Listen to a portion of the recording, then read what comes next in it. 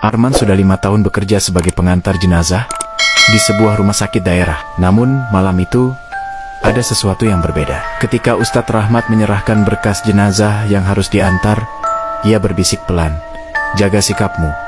Almarhumah ini tidak wafat dengan wajar."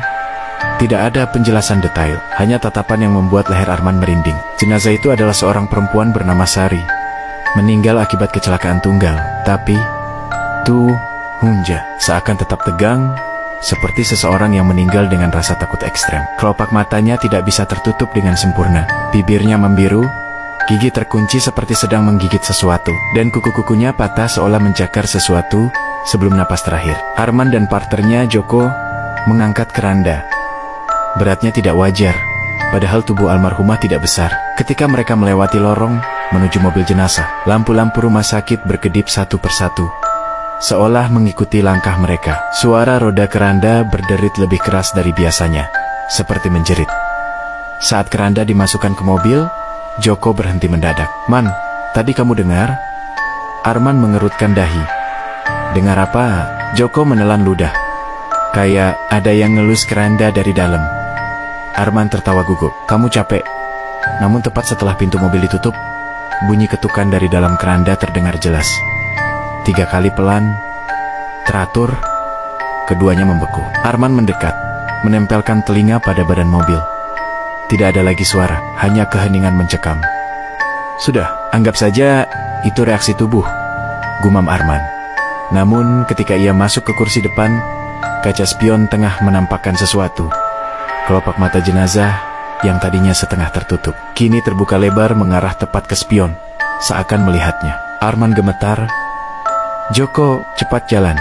Perjalanan menuju desa tempat pemakaman memakan waktu hampir 1 jam, dan harus melewati jalan hutan yang terkenal sunyi.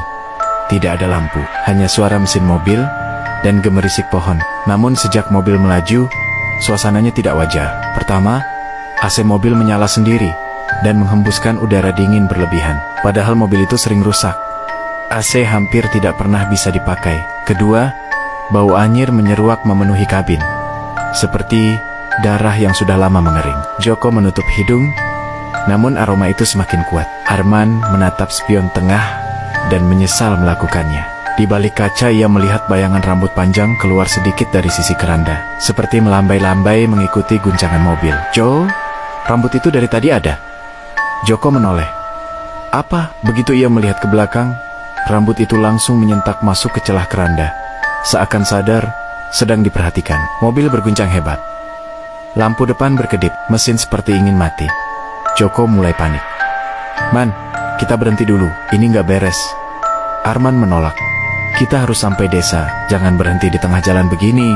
Namun saat mereka memasuki tikungan tajam, sesuatu terdengar dari belakang. Bukan ketukan, bukan gesekan, suara perempuan menangis lirih. Pelan, patah-patah. "Tolong, jangan tinggalkan aku."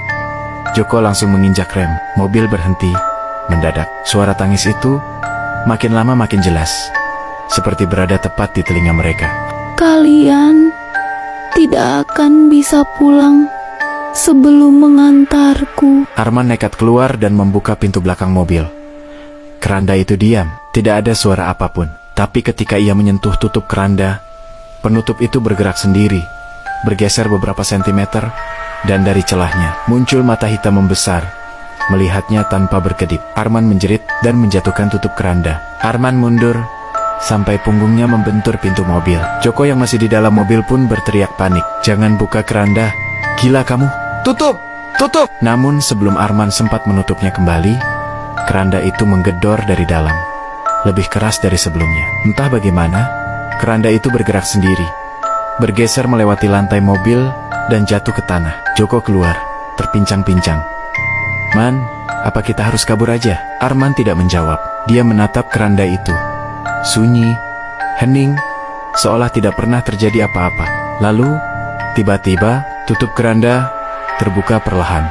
Hanya beberapa sentimeter. Namun cukup untuk membuat keduanya melihat telapak tangan pucat penuh tanah, merayap keluar dengan gerakan perlahan namun pasti. Joko langsung memeluk bahu Arman. "Men, ini bukan manusia lagi." Saat tangan itu keluar seluruhnya, terlihat kuku-kuku patah, dengan bekas darah kering. Tangan itu tidak meraih tanah, melainkan menunjuk langsung pada mereka berdua. Gerakannya kaku, namun jelas menyuruh mereka datang mendekat. Arman menarik napas panjang. Tidak, kita harus bawa dia sampai tujuan. Kalau enggak, kita nggak bakal selamat. Tangan itu seolah mengangguk, lalu perlahan masuk kembali ke dalam keranda dan tutupnya menutup sendiri. Mereka berdua saling pandang, pucat dan gemetar. Joko mengambil napas berat. Kalau dia mau ikut, kenapa harus begini? Arman hanya menjawab lirih. Mungkin dia mau memastikan kita nggak melarikan diri. Dengan tubuh menggigil, mereka kembali mengangkat keranda itu ke dalam mobil. Beratnya kini jauh lebih berat, seperti seseorang sedang duduk di atasnya. Begitu pintu mobil ditutup, suara bisikan terdengar dekat telinga keduanya. Ayo, antar aku pulang. Mobil akhirnya sampai di gapura desa tempat Sari akan dimakamkan. Namun, suasananya sangat aneh. Tidak ada lampu yang menyala, padahal sudah diberi kabar bahwa jenazah akan tiba malam ini. Jalan desa gelap total, seakan semua warga memilih mati listrik bersamaan. Angin bertiup pelan, membawa bau tanah bercampur sesuatu yang lebih menyengat. Bau bangkai. Arman memencet klakson, berharap ada yang keluar. Tidak ada. Sampai akhirnya muncul seseorang dari dalam gelap. Kepala desa Sumpeno. Wajahnya tegang, matanya sembab, seperti habis menangis. Kalian benar-benar datang, katanya lirih. Kalian harus cepat. Pemakaman nggak bisa lama-lama. Joko bingung. Pak, kenapa nggak ada warga yang bantu? Biasanya ada yang jaga malam. Sumpeno hanya menjawab dengan suara bergetar. Tidak ada yang berani keluar kalau jenazah Sari sudah datang. Arman merinding. Maksudnya, namun sebelum ada jawaban, keranda di belakang mobil bergeser sendiri, menghentak dinding mobil. Semua langsung menoleh. Kepala desa Sumpeno memucat. Dia mulai lagi? Arman mencoba membuka pintu belakang, tapi Sumpeno menahannya. Jangan buka keranda di desa ini. Kalau kalian buka, semuanya bisa mati. Joko tiba-tiba bertanya, Pak, sebenarnya Sari ini kenapa? Sumpeno menunduk dalam. Sari tidak meninggal karena kecelakaan. Dia menabrak sesuatu yang tidak boleh disebut. Sejak itu, makhluk yang menempel di tubuhnya tidak pernah pergi. Arman menelan ludah. Makhluk apa? Sumpeno menatap mereka dengan mata ketakutan. Makhluk penunggu hutan perbatasan. Dia tidak suka wilayahnya dilintasi setelah tengah malam. Dan Sari melanggarnya. Tiba-tiba suara dari dalam keranda terdengar lagi. Tapi kali ini bukan tangisan, suara dua orang. Satu suara Sari dan satu laki. Suara berat, tidak seperti manusia. Mereka akhirnya membawa keranda menuju area pemakaman desa. Anehnya, sesampainya di sana, pagar pemakaman dalam keadaan terkunci dari luar, digembok berlapis rantai. Arman menoleh pada Sumpeno dengan bingung. Namun kepala desa itu hanya berbisik, kami mengunci pemakaman sejak kejadian Sari. Tiba-tiba, rantai gembok bergetar sendiri, seolah ada yang menariknya dari dalam. Joko mundur sambil memegang dada. Pak, yang di dalam pemakaman itu apa? Sumpeno hanya menjawab, yang Sari tabrak. Tidak lama, warga desa mulai berdatangan dengan membawa obor. Namun wajah mereka ketakutan. Bukan untuk membantu. Mereka berdiri berjauhan, membentuk lingkaran, seakan ingin memastikan jarak aman antara mereka dan keranda. Salah satu warga berteriak panik, cepat kubur! Kalau tidak, dia bangun. Warga lain ketakutan menutupi telinga. Dia sudah panggil kami tadi. Suaranya dari dalam tanah. Arman dan Joko mulai menurunkan keranda. Namun di tengah proses, tanah di sekitar kuburan bergetar, seperti ada sesuatu besar yang merayap di bawah permukaan. Obor warga berkedip.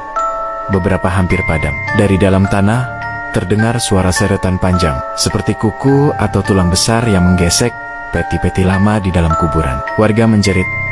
Beberapa lari terbirit-birit. Arman memaksa diri tetap kuat. Pak, tolong, kita harus buka gemboknya. Namun saat Sumpeno mendekati pagar, gembok itu terlepas sendiri, jatuh keras ke tanah. Pagar pemakaman terbuka perlahan, seperti disambut oleh sesuatu dari dalam. Dari kegelapan pemakaman terdengar suara napas berat, pelan namun menyeret, seperti makhluk raksasa yang baru bangun. Bawa dia masuk sekarang. Semua warga mundur. Hanya Arman dan Joko yang tersisa di depan keranda. Dan keranda itu perlahan bergeser sendiri menuju gerbang pemakaman yang terbuka. Keranda itu bergerak masuk sendirian. Arman dan Joko tidak punya pilihan selain mengikuti dari belakang. Begitu mereka memasuki area pemakaman, udara berubah drastis menjadi sangat dingin. Napas mereka tampak seperti kabut. Di tengah pemakaman, ada sebuah liang lahat yang sudah digali tetapi ukurannya terlalu besar untuk satu manusia. Tanah di sekelilingnya berlubang-lubang, seperti ada yang keluar masuk dari dalam. Arman dan Joko menurunkan keranda, namun saat hendak membuka tali pengikatnya, tanah di samping liang lahat pecah, seperti ditinju dari bawah. Sesuatu muncul, bukan manusia, bukan hantu. Makhluk hitam setinggi 2 meter, tubuh kurus panjang seperti akar-akar kering. Wajahnya tanpa mata, hanya rongga gelap menganga. Di mulutnya menempel sobekan kain merah, kain yang dipakai Sari saat kecelakaan. Makhluk itu merayap keluar sambil mengeluarkan suara napas panjang dan berat. Sumpeno berteriak. Itu yang Sari tabrak. Dia marah. Dia masih menempel pada tubuh Sari. Makhluk itu mencondongkan tubuh ke arah keranda. Dan keranda itu terbuka sendiri. Dalam gelap keranda, tubuh Sari kini berubah. Wajahnya pucat keboboan. Matanya hitam penuh. Mulutnya sobek hingga ke pipi. Tubuhnya bangkit perlahan, seolah ditarik oleh sesuatu yang tak terlihat. Makhluk hitam itu berhenti. Lalu ia mengeluarkan suara gemeretak tulang. Dan dari rongga wajahnya terdengar bisikan. Kau milikku, ikut aku. Sari, atau entitas yang menempel pada tubuhnya, menoleh ke arah Arman dan Joko, lalu tersenyum lebar. Senyum yang tidak mungkin dilakukan manusia. Terima kasih, sudah antar aku pulang. Makhluk itu mengulurkan tangan besar dan hitam. Sari merangkak keluar dari keranda, naik ke tangan makhluk itu. Beberapa detik kemudian, keduanya tenggelam kembali ke dalam tanah, meninggalkan liang lahat yang menutup sendiri.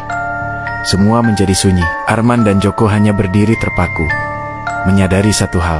Mereka tidak membawa jenazah pulang, tapi mengembalikan makhluk yang lebih tua dan lebih haus dari sekadar kematian.